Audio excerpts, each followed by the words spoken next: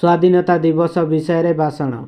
सम्मान्य सभापति महोदय, पूज्य गुरुजी और गुरुमा वृंद, एठारे उपस्थित थिबा मोर प्रिय छोट बड़ भाई और भौणी माने तथा मोर सहपाठी और सहपाठिनी गण, पवित्र स्वाधीनता दिवस अवसर रे समस्त को मोर हार्दिक शुभेच्छा और शुभकामना ज्ञापन करुअछि।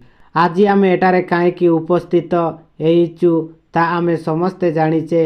आज हूँ अगस्ट 15 तारिख 2025 मसीहा आम देशर 79तम स्वाधीनता दिवस पालन करने आम ए जातीय पताका तले एकत्रित होइछु।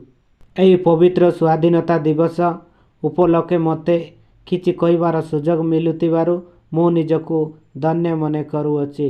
मोर कहबारे कौनसी त्रुटि परिलक्षित हेले क्षमा करिवे। आम देश प्राय 200 वर्ष धरी इंग्रेज मानक कबलरु थिला। दीर्घ 200 वर्ष धरी आम देश को शासन करितिला इंग्रेज सरकार। इंग्रेज मानक कबलरु मुक्त करितिबा स्वाधीनता संग्रामी मानकु प्रशंसा जेते कले भी अचुक्ति हेबो नाही। सेथि मध्यरु आमर जातीय पिता महात्मा गांधी, सुभाष चंद्र बोस, भगत सिंह, मंगल पांडे, लाल बाल पाल एमिति बहु वीर मानकर अवदान रही भारत को स्वाधीन करिबारे।